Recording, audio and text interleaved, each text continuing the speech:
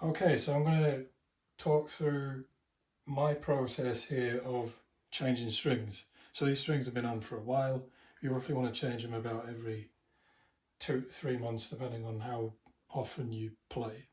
So to start with, we've got the bass, obviously. Take the strap off, always remove the strap, because otherwise it gets in the way.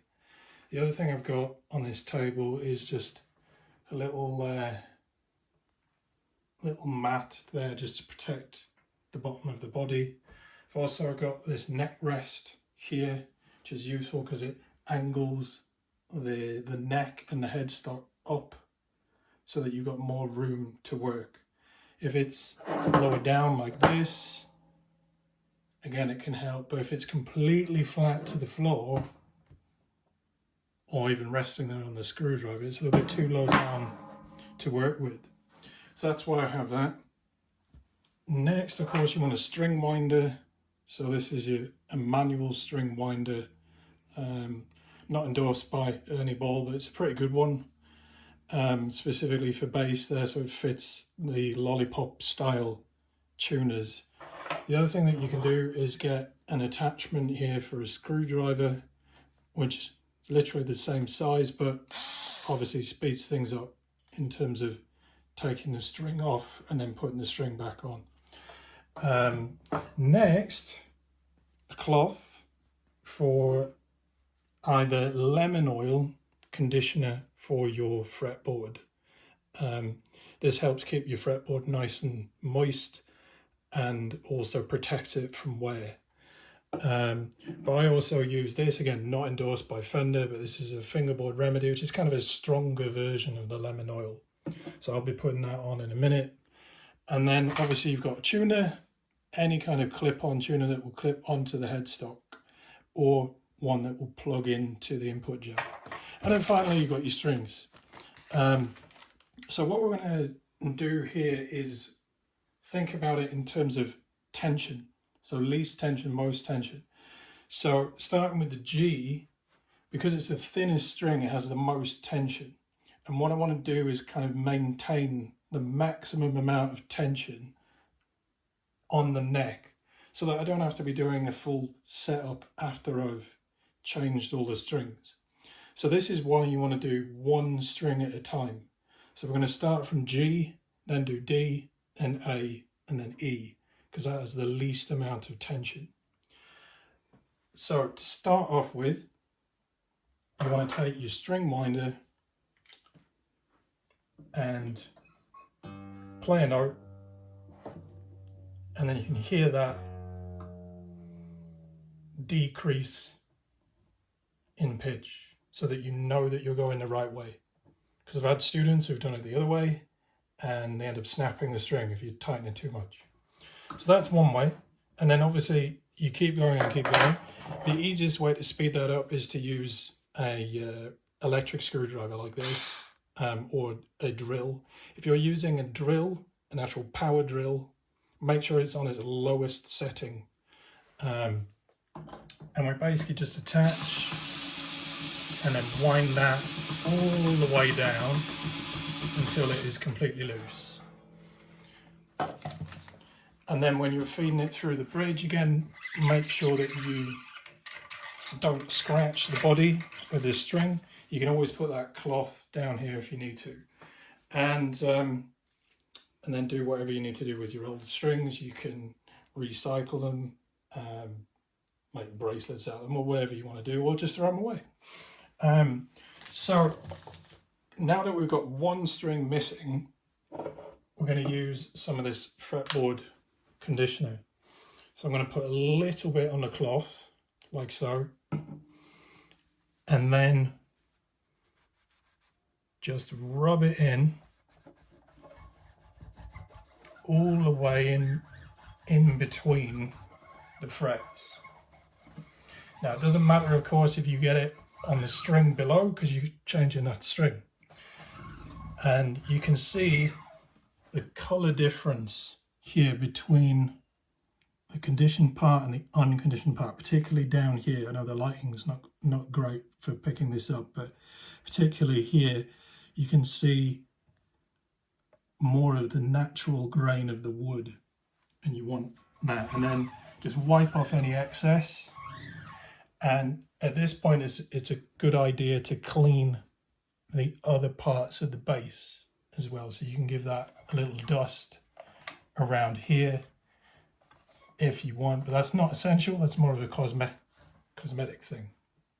Okay, so next I'm going to take out your strings, and always pay attention to the guide depending on your string manufacturer. So these are the D'Addario, so green is G, so I find green, and then keep the others to one side. Usually what you'll have with strings is they will be grouped in pairs, particularly in this case we've got G and D grouped together, and then A and E are separate.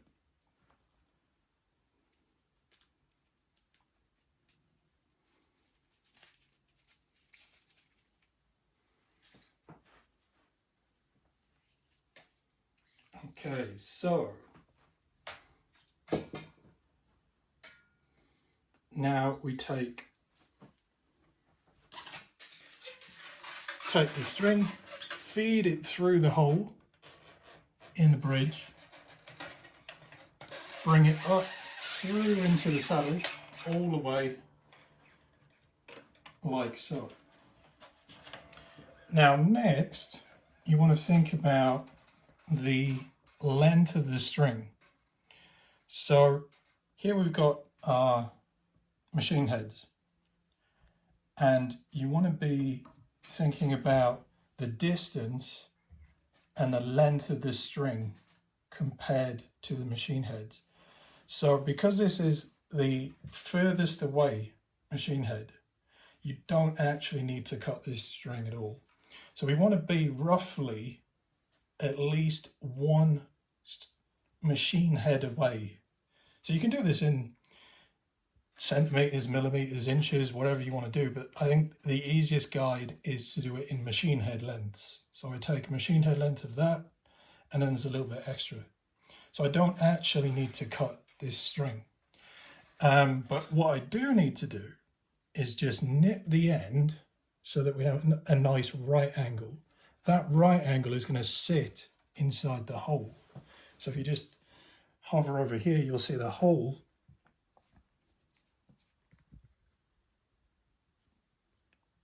right there in the middle of the machine head. That is where you want this to sit. Okay, and then all I'm going to do is just lightly hold that into place, take my screwdriver or string winder, and then wind it the other way, nice and slowly, holding it in place.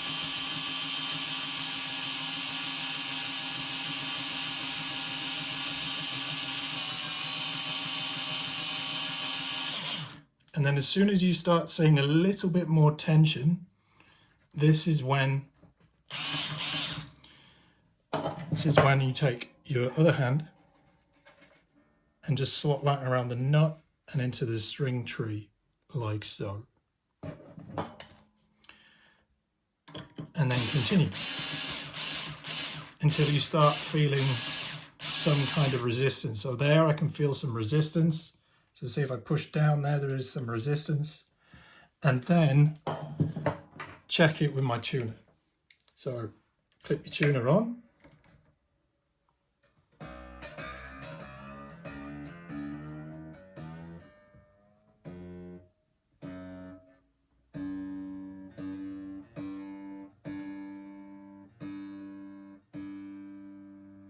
And there we go, the G string is in tune.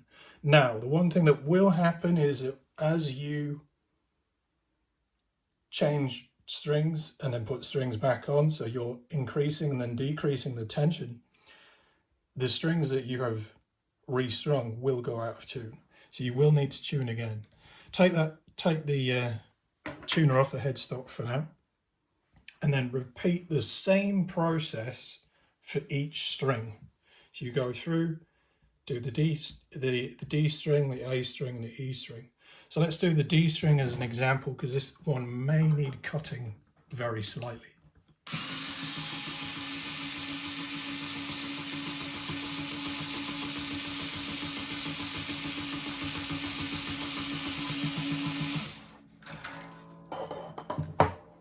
Okay, so the same process as before.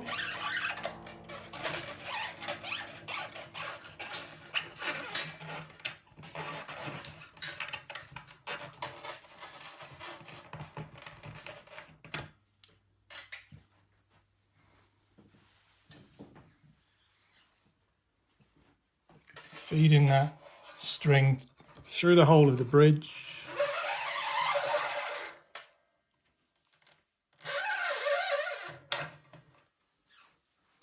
Okay, and if we come back up to the headstock, because we are slightly closer towards the nut, you can see there is a little bit of excessive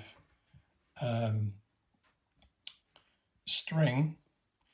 So again, I could cut this just a smidge, so maybe about an inch. Here, you've also got to think about the number of windings that we have here over the strings. The more winding that you have around the machine head, the more likely it is to stay in tune, and the less likelihood of it slipping. Okay, so I'm just going to snip that just a little bit.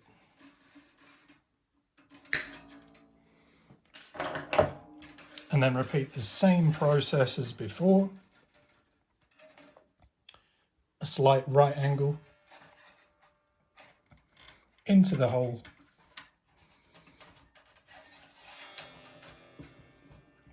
And then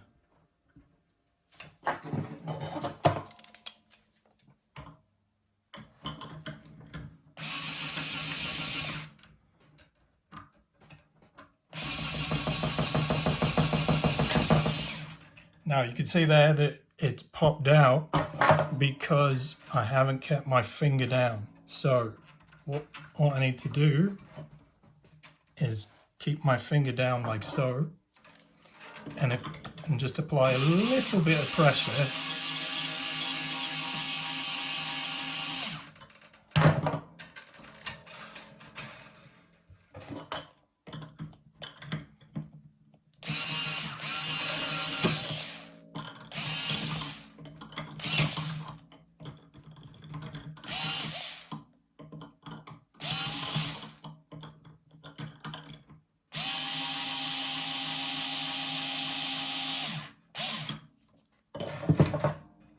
And then under the string tree into the nut slot, and then just a little bit more. We'll do this one with the manual string winder.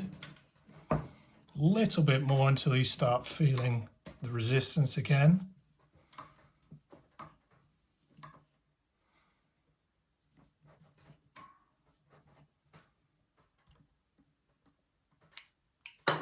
And then all you need to do is tune up and repeat the process for the D string and the E string. Bear in mind with the E string, if you have a look at the number of wounds that I have around here, the more wounds that you have on a thicker string, the better, because again, otherwise it will slip out of tune.